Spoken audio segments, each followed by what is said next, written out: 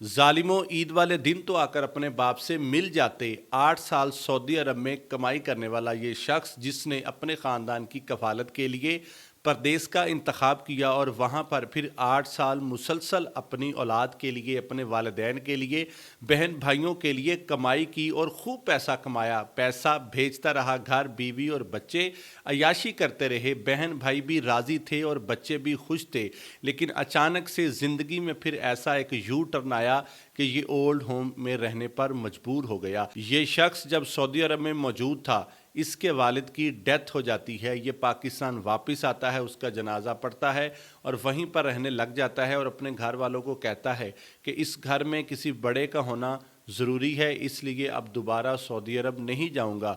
जिस पर कोई बात तो नहीं करता, लेकिन अंदर ही अंदर से सब नाराज़ थे कि इनको दोबारा वापस जाना चाहिए।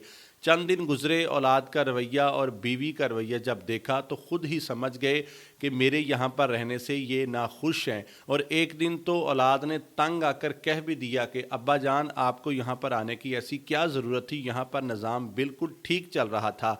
जिससे ये वालिद ने ये समझा कि इनको अब्बा नहीं बल्कि पैसे चाहिए, इनको सऊदी रियाल चाहिए जिन पर ये पल रहे हैं। और दिन ब दिन रवैया बदलता गया कि आज ये एक ओल्ड होम में रहने पर मजबूर हैं। इंतहाई दिल बर्दाश्ता होकर एक बयान दिया कि आज ईद का दिन था, सारा दिन ऐसे ही गुजर गया, लेकिन मेरी औलाद में से कोई भी मुझसे मिलने तक नहीं आया, मेरा हाल अहवाल तक नहीं पूछा। बीवी जो मेरी हमसफ़र थी, मेरी राजदां थी, उसने भी औलाद की तरफदारी की और मुझे कोई अहमियत ना दी। एक बेटी है जो कभी कभार फ़ोन करके मेरा हाल अहवाल पूछ लेती है। बिलाशुबा मुझे यहाँ पर घर से ज़्यादा अच्छा माहौल और ज़्यादा अच्छा खाना मिलता है, लेकिन जो औलाद की कमी है, अपनों की कमी है, उसको कोई पूरा नहीं कर सकता। इस शख्स की गलती ये थी और ये तस्लीम भी करता है कि जितनी देर में वहाँ पर कमाई करता रहा, सारे पैसे अपने घर वालों को भेजता रहा और अपने पास कुछ भी बचा कर नहीं रखा, जिसकी वजह से शायद आज मुझे ये बुरे दिन देखने पड़ रहे हैं। जितने भी परदेसी काम करने वाले हैं, उनको चाहिए एक मशवरे के तौर पर, अगर आपको मशवरा अच्छा लगे तो इसे अपने पास रख लीजिएगा, नहीं तो इग्नोर कर दीजिएगा।